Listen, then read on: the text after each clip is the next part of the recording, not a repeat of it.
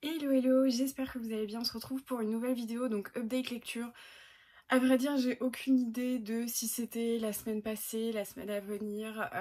J'ai fait ma rentrée en fait en stage et le rythme a été plutôt soutenu, hein. J'étais à peu près à du 8-19 heures en termes d'amplitude de travail avec beaucoup de migraines puisque forcément quand je suis à la maison je suis pas énormément sur les écrans. Donc reprendre mon activité en étant presque 10 heures d'affilée voire plus sur les écrans, j'ai eu des migraines ophtalmiques énormes, donc quand je rentrais j'avais pas du tout envie de dormir et puis typiquement je rentrais, je mangeais, je me lavais et j'allais dormir et en plus de ça j'ai eu à nouveau un décès dans la famille, donc forcément ça a bouleversé un petit peu tout. J'avais prévenu sur Instagram que mes vidéos seraient auraient un rythme particulier le temps que je trouve moi-même mon rythme dans cette nouvelle organisation. Du coup j'essaye de m'y remettre là aujourd'hui puisque j'ai le temps de filmer une vidéo. J'ai pris une semaine du coup de vacances avec mon chéri où nous devions partir à New York. Finalement c'est pas le cas. On va quand même passer quelques jours en France après l'enterrement et j'en profite du coup vu que j'ai un petit peu de temps pour vous faire mon update lecture. Il y a pas mal de livres. Du coup j'ai lu voilà on va dire deux gros pavés, un roman contemporain et trois mangas, donc je vais vous en parler rapidement. Je vais laisser les mangas pour la fin et je commence tout de suite avec un contemporain que j'ai lu qui s'appelle Mauvaise fille par Justine Lévy aux éditions Stock. Dans ce roman, on va parler de deuil et de grossesse et de maternité. C'est un roman qui pour moi a été en demi-teinte. En fait, on suit Louise et c'est pour vous dire à quel point ce roman était en demi-teinte parce que j'ai dû chercher pendant longtemps avant de faire cette séquence le nom du protagoniste.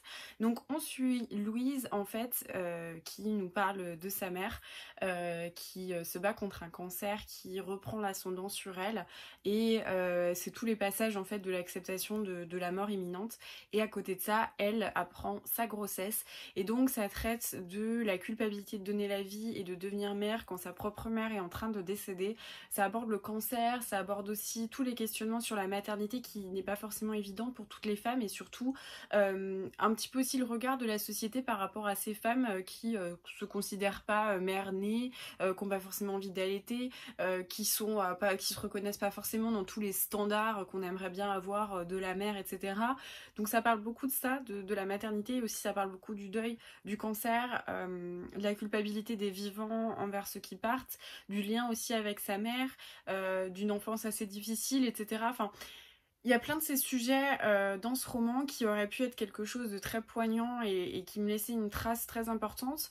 Mais comme je vous l'ai dit, ça m'a pas laissé de trace à tel point que je me souvenais plus du tout du protagoniste principal parce que j'ai trouvé que ça manquait pour moi... je vais pas dire de sincérité parce que je vais pas présumer de ce qui est de ce qu'a écrit l'auteur, mais en tout cas j'ai eu l'impression d'avoir déjà lu ce genre de roman, d'avoir déjà lu cette espèce de complainte, d'avoir déjà lu ces pages avec des phrases très très longues qui dépeignent avec plusieurs adjectifs et plusieurs enchaînements en fait des sentiments. J'ai pas été subjuguée par ma lecture, j'ai compris de quoi ça traitait, j'ai compris le principe, j'ai compris le message, mais j'ai pas été transportée par le roman et puis je sais pas, j'ai presque trouvé ça des fois agaçant en fait d'avoir cette femme qui remettait tout en question, le deuil de sa mère, la maternité. Il y a quelque chose qui m'a manqué. Je dis pas que c'est un mauvais roman, mais je dis simplement que il m'a pas frappé, il m'a pas subjugué. Et puisque je lis beaucoup de choses, forcément je deviens un peu moins, un peu plus dur à convaincre, on peut dire, je pense. Voilà, j'ai mon avis et c'est vrai que j'ai eu l'impression, d'avoir déjà lu ça en fait, un roman avec un drame, avec une déchirure intérieure et avec des sentiments contradictoires. J'ai eu l'impression de l'avoir déjà lu et il m'en reste pas grand chose à ce moment-là. Donc après n'hésitez pas à vous faire votre propre avis si justement ces sujets de la mère, de la maternité, du décès de la maman vous intéressent.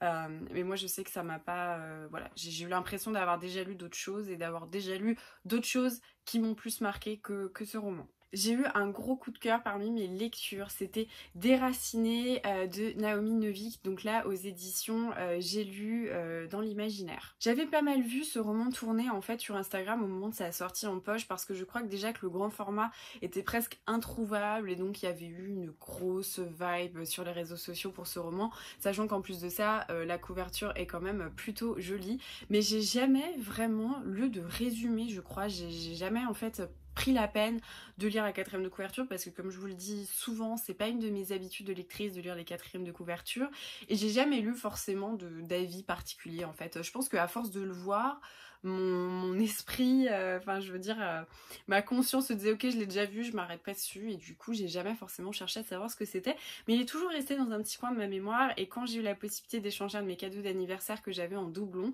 du coup je me suis jetée sur ce roman parce que bah voilà, j'avais super envie de le lire. Dans ce roman, on suit Agnieszka qui vit dans un petit village, je crois, de Dvernik, qui est un petit village assez empreint de magie. En fait, toutes les décennies, il y a le dragon qui est en fait un magicien, un homme qui vit depuis des centaines d'années et dont le temps ne laisse aucune marque sur son visage, descend de son énorme tour pour aller dans le village et choisir une fille. Et cette fille, elle est emmenée dans la tour et elle ne réapparaît que 10 ans plus tard, mais avec une éducation, elles sont changées, pas forcément physiquement, mais elles deviennent d'une classe incroyable, élégante, instruite, enfin vraiment des femmes transformées et tout le monde se demande en fait ce qui leur arrive parce que chaque jeune fille qui avait été emportée a juré n'avoir jamais été touchée par le dragon, donc se pose la question de savoir mais en fait qu'est-ce qu'elles font là-bas pendant 10 ans.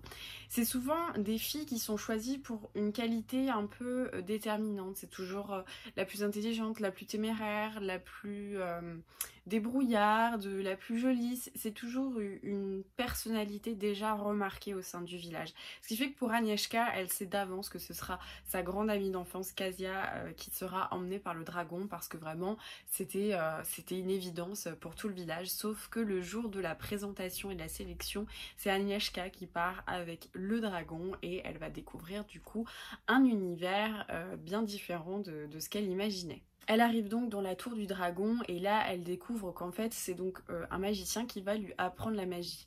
Au début elle pense qu'il va puiser en elle en fait pour pouvoir exercer sa magie, mais elle comprend que elle est également une sorcière. Et donc à côté de ça on va suivre en fait son éducation au niveau de la magie et découvrir qu'elle a une forme de magie un petit peu particulière qui a l'air en plus de ça de titiller la curiosité et vraiment d'intriguer le magicien qui n'a rarement vu ça. Et on comprend qu'il existe un système de magie assez particulier avec la forêt. La forêt en fait c'est presque une entité à part entière avec une magie un peu sombre, un peu mystérieuse et mystique et un peu glaçante. La forêt en fait elle aspire des villages, elle le prend et en fait on dit qu'il y a la maladie du bois qui attaque les villageois qui deviennent totalement fous.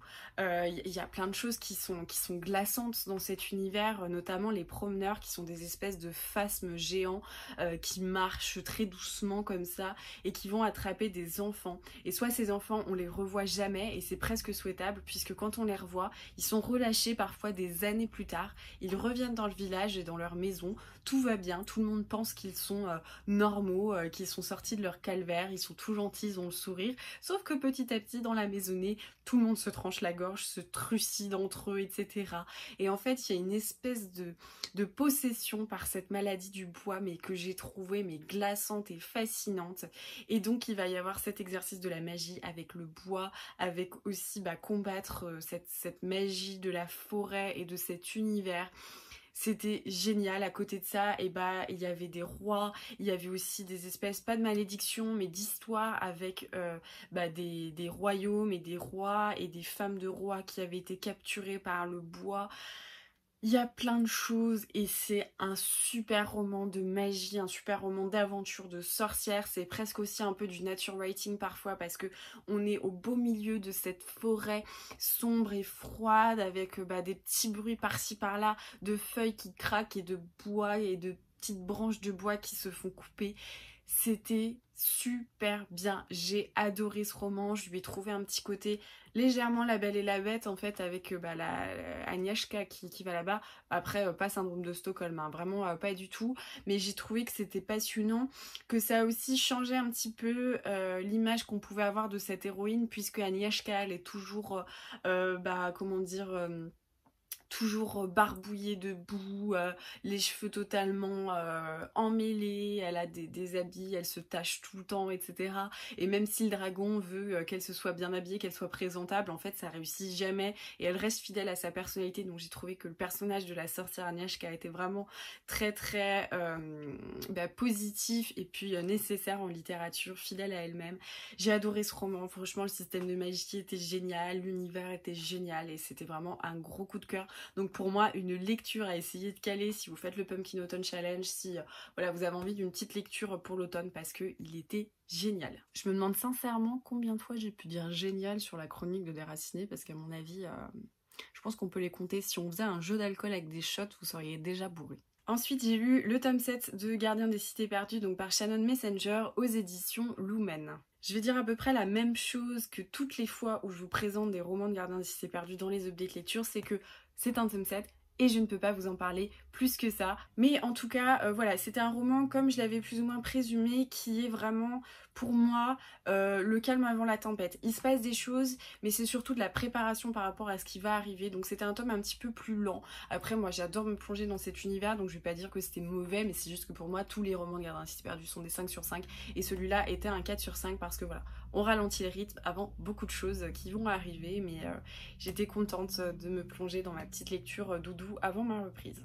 On passe désormais au manga et j'ai donc lu L'Enfant et le Maudit par Siyuil Harun de Nagabe aux éditions Komiku. Je sais pas si cette personne est quelqu'un et cette personne l'auteur ou j'en sais rien, mais bref, c'est L'Enfant et le Maudit et c'est publié chez Komiku. Alors ce manga a été une véritable découverte pour moi. En fait, je l'ai souvent dit, mais j'ai jamais été très sensible à la culture manga. J'ai toujours cru que c'était vraiment pas pour moi parce que j'aimais pas trop les illustrations type, je sais pas, Naruto, Dragon Ball Z, One Piece, tous ces trucs-là, c'était vraiment pas ma came.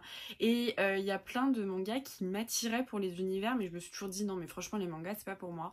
Et du coup, vous avez pu comprendre que je me suis lancée dedans, que j'ai eu vraiment déjà des coups de cœur et je me suis dit il est temps de découvrir L'Enfant et le Maudit, qui est presque ce pourquoi le manga m'intéressait et m'intriguait, parce que je trouvais cette couverture magnifique, je trouvais le titre absolument magnifique et ça avait l'air de faire écho à beaucoup d'univers que j'aime énormément et évidemment c'était le cas. On est dans un univers en fait avec une sorte de conte presque comme l'enfant non pas L'Enfant et le Maudit, oh là là, presque comme dans les reliques de la mort où il y avait le dieu de la lumière, le dieu de l'ombre, et puis il y a eu des histoires, et donc ça a fait d'un côté le dieu de la lumière a maudit en fait le dieu de l'ombre en le transformant en une créature, et pour se venger, le dieu de l'ombre a fait que c'est devenu une malédiction et que tous les villageois du coup devenaient maudits et se transformaient en créatures. Donc on suit ce professeur qui un jour va découvrir cette toute petite fille, et il ne comprend pas pourquoi elle n'est pas touchée par la malédiction et qu'elle reste presque la dernière à ne pas être maudite. Donc voilà, c'est la découverte de ça. C'est très lent, là on apprend un petit peu l'univers, on voit qu'il y a le village de l'intérieur, de l'extérieur en fonction des maudits et des non maudits, mais il y a une sorte de poésie vraiment. J'ai trouvé que les dessins étaient somptueux. Pour le coup, le trait de crayon, je vous mettrai des plans, j'espère que je ne vais pas oublier parce que je le dis tout le temps, je vous mettrai des plans, mais c'était magnifique et j'ai beaucoup aimé cette comptine un peu sombre de la malédiction et de cette petite fille qui n'est pas maudite. Enfin, il n'y a pas grand chose à dire pour le moment, c'est un tome 1 introductif, mais je me suis régalée avec ces dessins somptueux, ce jeu de clair-obscur qui fait écho avec l'histoire, et j'ai trouvé que c'était du coup du génie, et j'ai beaucoup aimé l'univers, et je vous dis, ça m'a donné l'impression de lire quelque chose presque comme les reliques de la mort, vous voyez, avec ces contes un petit peu anciens, et c'était vraiment un coup de cœur, donc n'hésitez pas parce que moi j'ai adoré. Enfin, j'ai lu le tome 1 et le tome 2 de Shadow House par So Mato aux éditions Glénat, et c'est donc le scénariste de The Promised Neverland.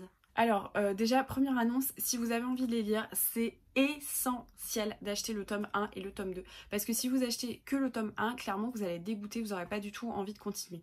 En fait, le tome 1 est très introductif et pour moi, c'est nécessaire de lire les deux. Et comme m'a dit mon libraire, s'ils sortent les 2 premiers tomes d'un coup, c'est qu'il y a une raison. Dans ce manga, on suit Emiliko qui est une poupée vivante au service de la famille donc des Shadow et donc elle travaille dans le manoir. En fait, les Shadow n'ont pas de visage. Ce sont ces espèces du coup de personnages sombres, d'ombre qui doivent quand même avoir un visage mais dont se dégage de la suie. Donc les poupées, elles ont pour mission de nettoyer toute la suie en fait qui s'évapore des Shadow et en plus de ça, d'interpréter en société les expressions. Donc l'idée c'est que la poupée en fait devienne on va dire un peu la marionnette vivante des Shadow et interprète ses émotions et en fait c'est la poupée qui, enfin c'est le Shadow qui parle et c'est du coup eh bien la poupée qui interprète au niveau des expressions du visage etc. Elles deviennent le visage des Shadow. Donc on suit Emiliko qui fait ses premiers pas avec une Shadow qui va essayer du coup d'être à son service, donc d'apprendre tout ça. Premier tome il est vraiment très introductif, il est presque un petit peu énervant, pour moi c'est un peu comme Maïn dans La petite faiseuse de livres, c'est hyper relou, hyper enfantin, mais il faut donner sa chance et donc on la suit dans ce manoir hyper glauque avec toutes ces autres poupées vivantes et la dualité entre les poupées du coup qui sont parfois super désagréables, super méchantes quand elles sont au service du Shadow et qui deviennent du coup trop gentilles quand elles sont plus au service du Shadow. Donc il y a plein comme ça de personnages avec une énorme dualité de personnalité et ça donne quelque chose d'un petit peu glauque, un petit peu malsain. Le manoir, il est superbe, il est glauque. On apprend qu'il y a aussi une histoire de fond avec le grand créateur, le grand ancêtre en fait, l'aïeul qui a du coup créé ces poupées et on sent qu'il y a un truc derrière, une intrigue de fond.